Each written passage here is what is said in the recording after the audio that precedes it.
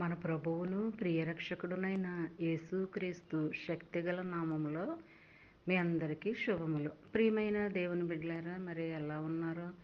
గతించిన దినమంతా కూడా ఆయన రెక్కల నీడలో మనందరినీ కాపాడి మరొక నూతనమైన దినములో, నెలలో, వారంలో మనందరినీ ప్రవేశపెట్టిన విధానాన్ని బట్టి మరొకసారి ఆయనకి వందనాలు చెల్లించుకుంటున్నామండి. మరి ఈ దినము దేవుడు మనకిస్తున్న వాగ్దానము యెషయా గ్రంథము 61వ అధ్యాయము 9వ వచనం.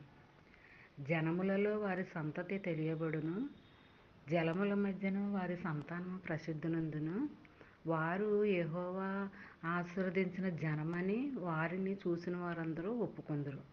ప్రియమైన దేవుని బిడ్డలారా, మరి ఇందులో మరి దేవుని యొక్క ఆదరణ, మరి దేవుని యొక్క కాపుదల, దేవుని బిడ్డలు ఎలాగ ఆశీర్వదించబడతారో, దేవుడు వారి సంతానాన్ని ఎలాగ అభివృద్ధి చేస్తాడన్న అంశం మీద ఈ వాగ్దానంలో ఉందండి.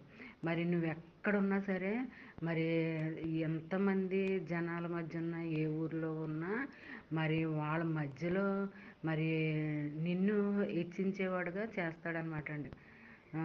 జనములలో వారి సంతతి తెలియబడును, జనముల మధ్యను వారి సంతానం ప్రసిద్ధునందున అని అంది.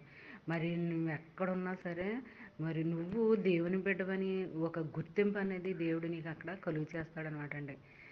నీ సంతానము అత్యధికంగా మరి విస్తరింపజేసేలాగా, మరి ఇప్పుడు యాకోబు సంతానాన్ని ఎలాగ ఆశీర్వదించాడండి, అలాంటి దీవెన మరి ఆశీర్వాదము దేవుడు నీకు కలుగు చేస్తానని అంటున్నాడు.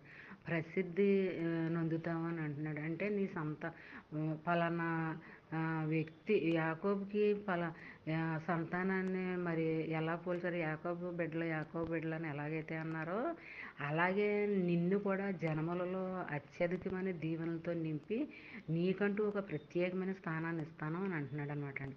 నిన్ను ఆశీర్వదిస్తానని అంటున్నాడు.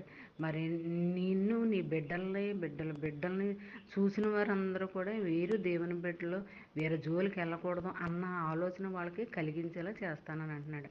ఇలాంటి ఆశీర్వాదకరమైన వాగ్దానము మరి నువ్వు కూడా నమ్మాలి, విశ్వసించాలి. అలాంటి విస్తారమైన జనము గల బిడ్డగా నిన్ను సంతానంతో విస్తరింప చేస్తానని అంటున్నాడండి.